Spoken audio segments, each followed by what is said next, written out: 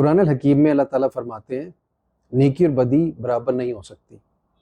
اگر کوئی برائی کرے تو برائی کا جواب ایسے طریقے سے دو جو کہ اچھا ہو. سورہ فصلت آیت نمبر 34. اب اس آیت سے ہم کیا سیکھتے ہیں کہ روزمرہ زندگی میں ہمیں ہمارے ملک میں یہ ہمارا ایکسپیرینس ہوتا ہے کہ ٹریفک میں خاص طور پہ ہم دیکھتے ہیں کہ لوگ بہت جلدی اشتعال میں آ جاتے ہیں، غصے میں آ جاتے ہیں، شارٹ ٹیمپرڈ ہو جاتے ہیں اور گالم گلوچ پہ اتر آتے ہیں.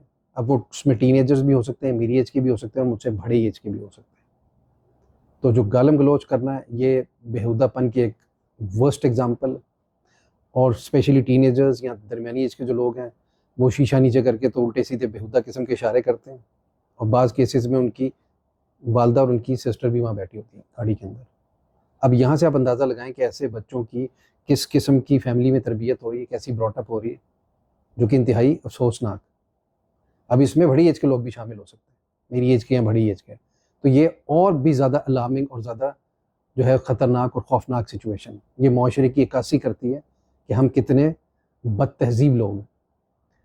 اب اصولاً ہونا کیا چاہیے، جو کہ ہم لوگ ہیں جو کہ سینسٹیو لوگ ہیں، جو کہ زور دیتے ہیں تمیز پہ اور تہذیب پہ اور سلیقے پہ، سلیقہ مندی پہ، تو ایسے سچویشن میں آپ اگنور کر کے ایسے لوگوں کو آگے چلے جائیں. ضرورت ہی نہیں ہے کسی قسم کی رسپونڈ کرنے کی. ہاں اگر آپ نے رسپونڈ کرنا تو اس میں یہ کہ آپ ان کو ایسے بائی بائی کر دیں، ویو کر دیں، یہ ایک پازیٹیو جیسچر ہے، ایک جو ہے وہ ایک مثبت انداز ہے کسی کو شرمندہ کرنے کا، کہ آپ نے ایک اچھے طریقے سے اس کا رسپونڈ کیا، اس کی برائی کا، جس طرح کی آیت ہے یہ. تو اس چیز پہ غور کریں کہ نیگیٹو چیزوں کو نیگیٹو طریقے سے نہیں کریں. اگر ایک پڑھا لکھا انسان، ویل کوالیفائڈ انسان، ویل ایکسپیرینسڈ انسان بھی گالم گلوچ پہ اترا تھا، اگر دوسرا گالیاں نکال رہا ہے تو دونوں میں فرق کیا ہوا؟ دونوں ایک جیسے ہو گئے.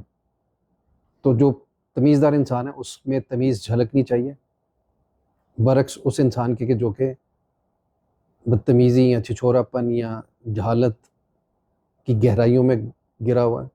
میں ہارش ورڈز یوز کر رہا ہوں، سخت الفاظ، لیکن یہ ضروری ہے ہم سب کو ٹھیک کرنے کے لیے. جو بھی لوگ ٹھیک نہیں ہیں اس پہ غور کیجیے خاص طور پر.